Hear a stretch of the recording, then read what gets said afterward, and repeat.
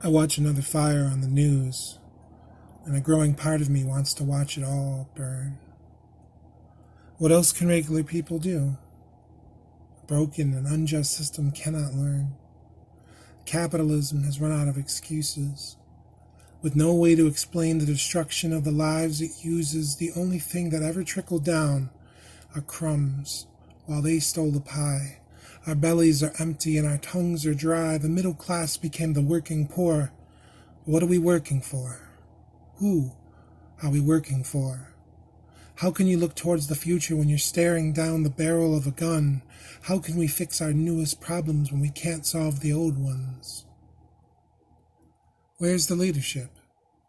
In the whitest of houses, we have a divisive little child, a symptom of American diseases, a sociopath who accuses others of what he is guilty, calls himself the opposite of what he is, the figurehead of a police state, fingers talking shit, clutching a book he never read with no respect for the dead. When the far-right protests, it's liberate the patriots. When it's for causes of color, they call them terrorists.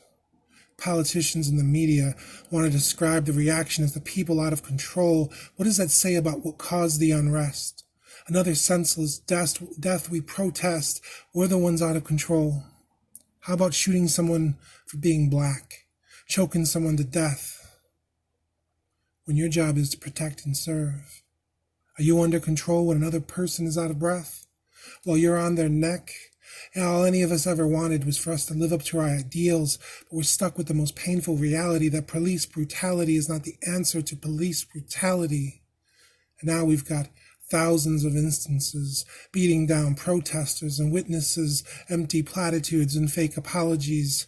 You were not hired by our cities to be a disgrace. The only time a cop takes a knee and means it is when you're down on your face. America is a cold, bitter place. Not the inviting space of liberty we so often heard. We're supposed to be this beacon of light, of freedom. But those are just words. The truth is, we are liars, hypocrites, macho and toxic. A few tweaks won't fix what's not fixable. Don't believe me. Who do you call when the police become the criminals? They don't show up dressed to listen. They show dressed to fight. There's no concern in their strikes, putting their weight on people's necks, even in front of a crowd, when choking people in any way, shape, or form should not be allowed. Speaking of which, isn't tear gas illegal?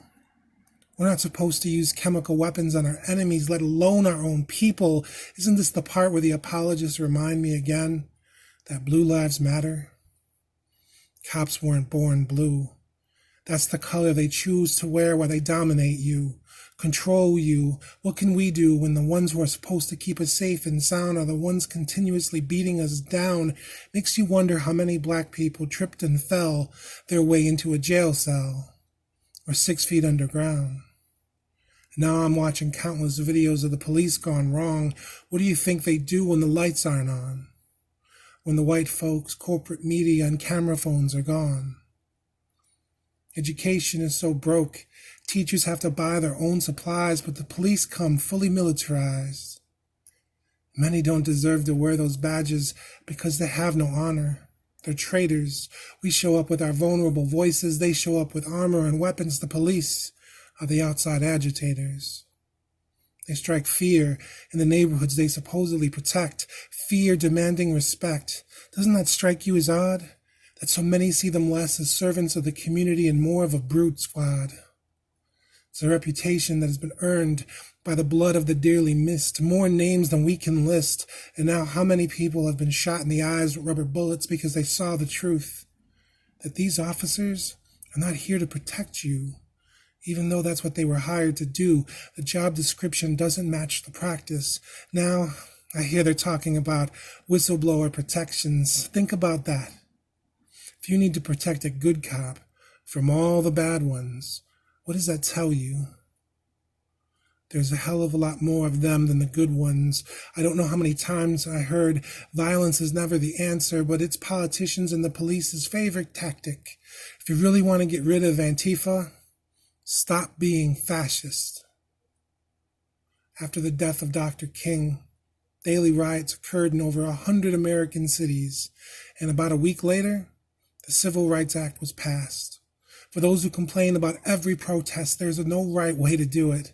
Because a protest is a challenge. It's going to make someone uneasy. It's going to take a lot more than apologies, public sympathy, and hollow words. We need to reform this completely broken system. Is the thoughts and prayers of solutions. Words didn't work. Taking a knee was worse. How about a revolution?